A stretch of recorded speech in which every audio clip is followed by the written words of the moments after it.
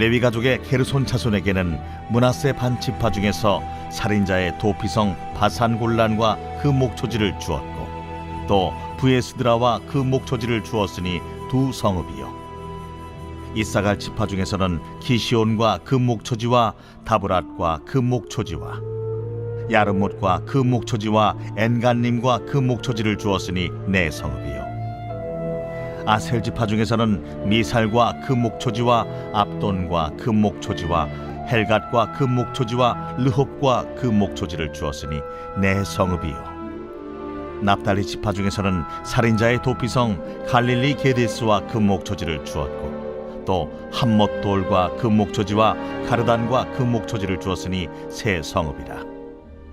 게르손 사람이 그 가족대로 받은 성읍은 모두 13성읍과 그 목초지들이었더라. 그 남은 레위 사람 무라리 자손의 가족들에게 준 것은 스불론 지파 중에서 용르암과 그 목초지와 가르다와 그 목초지와 딥나와 그 목초지와 나할랄과 그 목초지이니 네 성읍이요. 루벤 지파 중에서 준 것은 베셀과 그 목초지와 야하스와 그 목초지와 그데못과 그 목초지와 무바앗과 그 목초지이니 네 성읍이요. 갓 지파 중에서 준 것은 살인자의 도피성 길르앗 라못과 그 목초지이요, 또 마하나임과 그 목초지와 헤스본과 그 목초지와 야셀과 그 목초지이니 모두 네 성읍이라. 이는 레위 가족의 남은 자 곧 무라리 자손이 그들의 가족대로 받은 성읍이니 그들이 제비 뽑아 얻은 성읍이 12성읍이었더라. 레위 사람들이 이스라엘 자손의 기업 중에서 받은 성읍은 모두 48성읍이요. 또 그 목초지들이라. 이 각 성읍의 주위에 목초지가 있었고 모든 성읍이 다 그러하였더라. 여호와께서 이스라엘의 조상들에게 맹세하사 주리라 하신 온 땅을 이와 같이 이스라엘에게 다 주셨으므로 그들이 그것을 차지하여 거기에 거주하였으니 여호와께서 그들의 주위에 안식을 주셨을 때 그 조상들에게 맹세하신 대로 하셨으므로 그들의 모든 원수들 중에 그들과 맞선 자가 하나도 없었으니 이는 여호와께서 그들의 모든 원수들을 그들의 손에 넘겨 주셨음이니라. 여호와께서 이스라엘 족속에게 말씀하신 선한 말씀이 하나도 남음이 없이 다 응하였더라. 오늘 말씀은 온전히 성취된 하나님의 선한 말씀이라는 제목으로 말씀을 전하겠습니다. 오늘 본문에는 이제 레위 지파가 거주하게 되는 성읍에 대해서 다시 한번 언급하면서 그 모든 성읍이 48개 성읍이었다라고 이야기를 합니다. 대체적으로 지파마다 4성읍인데 또 작은 지파에게는 3성읍, 2성읍 되고 또 유다 지파 같은 경우는 9성읍이 되어서 좀 이렇게 사람 숫자대로 레위 지파들이 거주하는 그런 상황이 좀 달라졌습니다. 그러면 이렇게 레위 지파를 하나님께서 이스라엘의 12지파에 다 흩어서 거주하게 하신 이유가 있습니다. 어제도 말씀드렸고 계속 말씀드린 것과 같은데요. 즉 이스라엘 백성들을 따라들에게 어떤 그 메시지를 주고 실제로 그들에게 가르침의 역할을 주기 위함이었는데요. 이 레위 지파가 주로 해야 되는 일은 생업에 종사하는 것이 아니라 그들이 하나님을 향한 예배와 말씀을 가르치는 역할이 레위 지파였습니다. 그러니까 이스라엘 백성들로 하여금 그들의 신앙의 중심 또 삶의 중심이 무엇인가 하나님을 예배하고 그 말씀을 따라 실천하는 삶이다라는 것을 이야기합니다. 이스라엘 백성들이 이렇게 정착하면서 가장 큰 어려움들은 실제적으로 삶에서 생기는 여러 가지 문제들입니다. 문제를 어떻게 해결할 것이냐 이러면 사람들은 자기가 법인 경우가 많이 있습니다. 그에 대해서 그 신명기에 보면 시민법이라고 합니다. 그래서 사람들 간에 실제적인 문제가 생겼을 때 어떻게 해야 되느냐 이것들이 각자의 소견들이 나서기가 마련인데 오히려 레위 지파들이 하나님의 말씀을 담지하고 있어서 이들에게 갈등이 생겼을 때는 이 문제는 하나님이 이렇게 해결하라고 하셨습니다 라고 해서 그들을 바른 길로 옳고 그름 또 사람들과의 관계가 깨어지지 않도록 하는 그런 역할들이 레위 지파였다라고 할 수 있습니다. 제가 종종 이야기를 합니다만 우리 한국 같은 경우는 일제강점기와 또 6.25 전쟁과 또 그 이후에 산업의 발전들이 이루어지면서 우리가 법이라고 하는 것이 좀 없었습니다. 물론 법이라고 하는 것은 큰 틀에서는 있었지만 삶의 실체적인 부분들에 있어서는 좀 약점들을 많이 갖고 있습니다. 그래서 요즘에 그 젊은 세대와 기성세대 간에 좀 갈등들이 있는데 이 법에 대한 문제 때문에도 그렇습니다.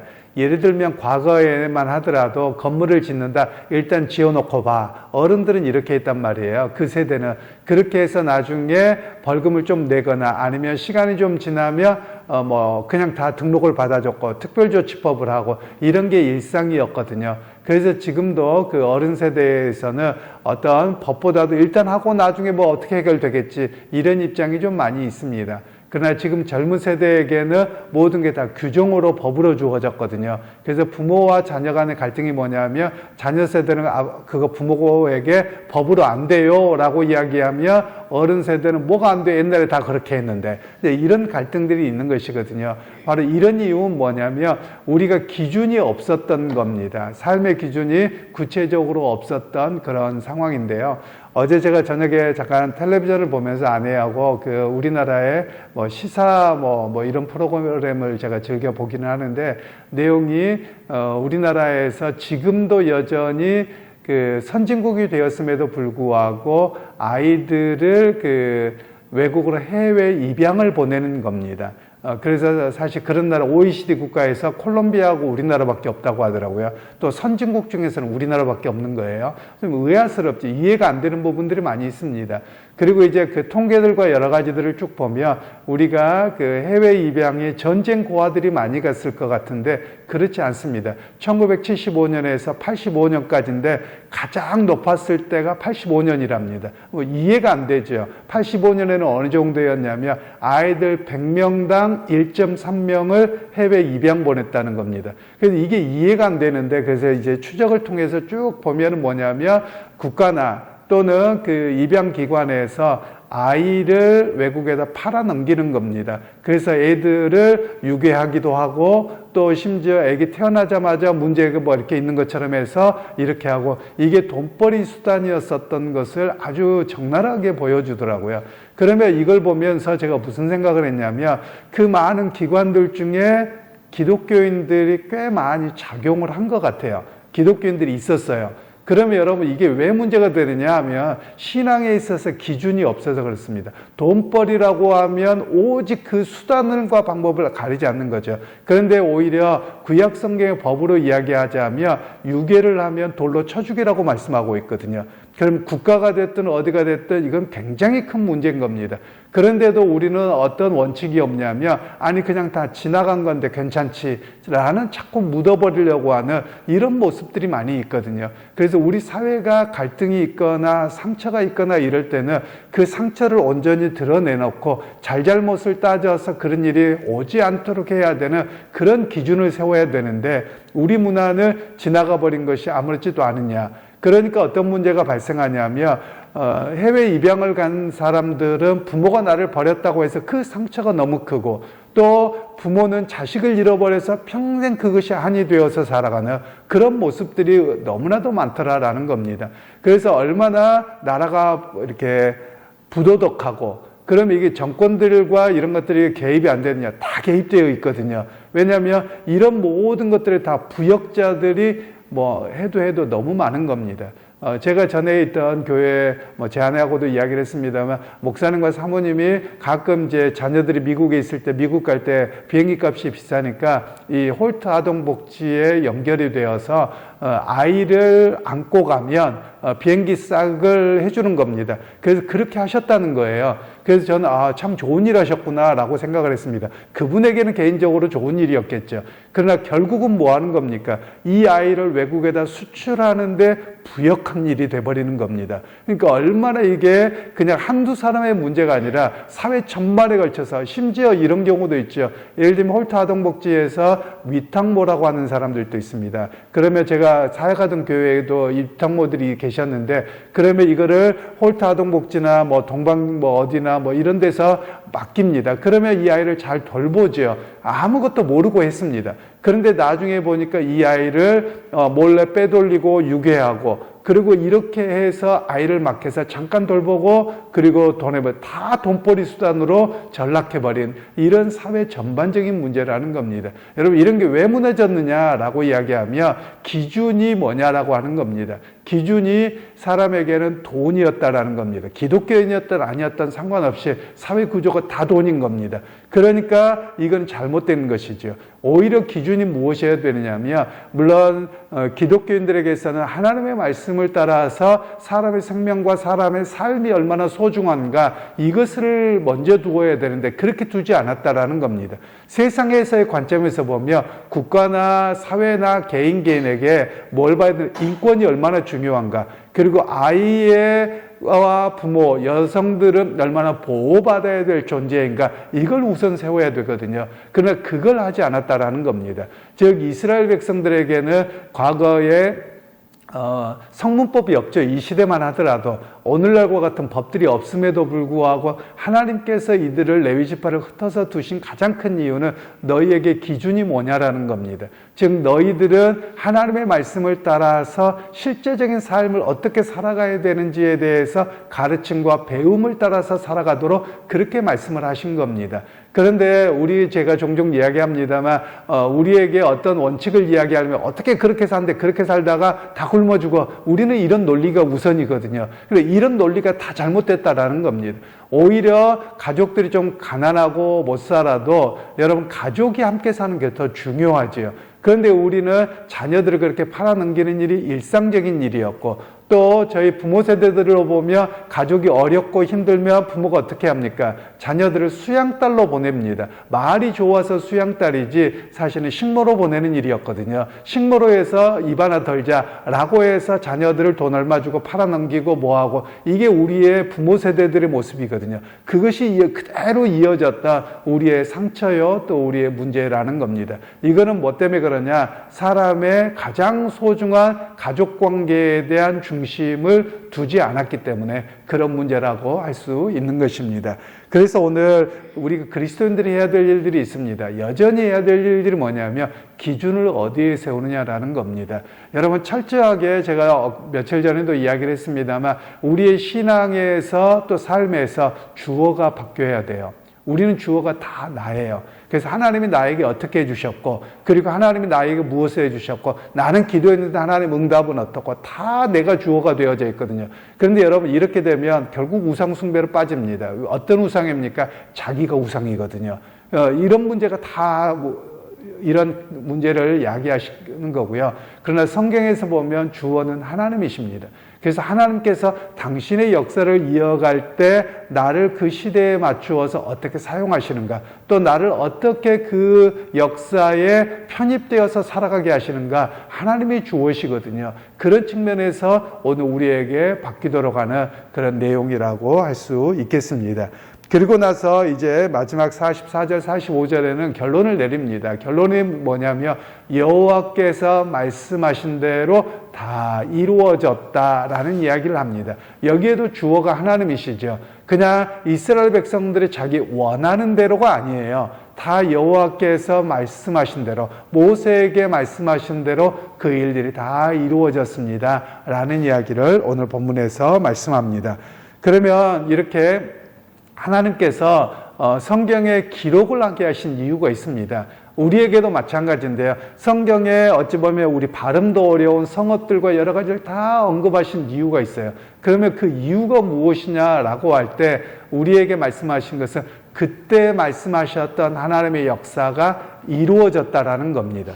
그러면서 오늘 우리에게 하신 말씀은 그때 역사하셨던 하나님이 옛날에 뭐 역사하셨는지 나하고는 상관없는 하나님이 아니라는 거예요.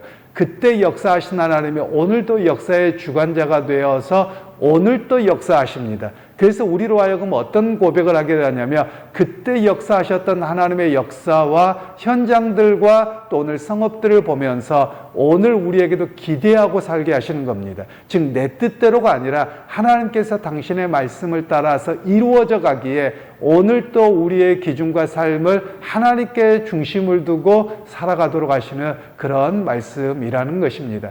여러분 오늘 우리가 끊임없이 노력해야 됩니다. 그건 뭐냐면 성경을 배워야 됩니다. 하나님의 말씀을 정말 하나님 말씀으로 여겨야 됩니다. 한국 교회에 모두가 그런 건 아닐 것입니다만은 제가 앞에 말씀드렸던 그런 여러 가지 문제에서 보면 다 크리스천들이 많아요. 그런데 왜 그렇게 했느냐? 기준이 뭐예요? 다 자기예요. 아마 그분들이 천국 갈지 모르겠습니다. 왜냐하면 예수를 믿는다고 열심히 했을지는 몰라요. 헌금도 많이 했겠죠. 그런데 이야기를 듣다 보니까 크리스찬인 게 여러 군데에서 표가 나요. 그런데 그분들이 유괴하고 뭐하고 이런 것들에 대해서 괜찮았느냐? 끝까지 회개를 안 하던데요. 여러분 성경에서 보면 그 사람들을 어떻게까지 이야기하냐면 돌로 쳐 죽이라고 하고 이스라엘에서 제거하라고까지 말씀하거든요. 그 이야기는 뭐냐면 하나님의 백성이 아니라는 거예요. 즉 하나님의 말씀을 기준으로 살지 않는데 무슨 하나님을 믿고 무슨 하나님의 백성이냐 이렇게 이야기를 하고 계시는 거거든요. 여러분 오늘 우리도 마찬가지입니다. 우리가 많은 경우에 성경과 상관없는 신앙생활을 하는 사람들이 너무 많아요. 여러분 그건 바른 신앙이 아닙니다. 하나님이 누구신지도 모릅니다. 그리고 내 마음대로 만들어낸 신을 믿고 있는 거거든요. 그러면서 그분이 하나님이라고 스스로 착각하고 있는 겁니다. 그래서 우리의 신앙은 철저하게 종교개혁자들이 이야기했던 것처럼 오직 성경으로, 즉 성경으로 돌아가서 성경에서 말씀하신 그 하나님이 누구이고 역사하셨던 그 하나님이 누구인가를 알고서 믿어야 된다는 것을 이야기합니다. 그래서 여러분 오늘 우리가 믿음 생활할 때 철저하게 자신을 점검하셔야만 합니다. 과연 성경 말씀에 합당하도록 내가 신앙생활을 바르게 하고 있는가? 성경 말씀에 합당하도록 삶의 기준과 삶의 태도와 중심이 바르게 서 있는가? 이걸 끊임없이 점검해야 된다는 사실을 우리에게 말씀하고 있습니다. 그래서 여러분 우리가 한 가지를 꼭 기억하고서 우리가 오늘 또 기도하셨으면 좋겠는데요. 그것은 내가 주인공이 아니라 내가 주어가 아니라 하나님이 주어십니다. 그리고 하나님께서 역사를 이루어 가십니다. 그 가운데서 크고 작은 은혜도 경험하기도 하고 때로는 실패도 경험하기도 하고 그 가운데서 하나님 앞에 기도함을 통해서 또 하나님의 역사를 기대하기도 하는 것이 우리의 모습이라는 겁니다. 그래서 오늘 우리가 내 신앙의 중심이 나가 아니라 주님이 되게 하시고 내 시선을 그렇게 바꿉니다. 이런 고백 속에서 오늘 하루도 바른 신앙 가운데 믿음 가운데 설 수 있는 그런 우리 모두가 되기를 주님의 이름으로 축원합니다.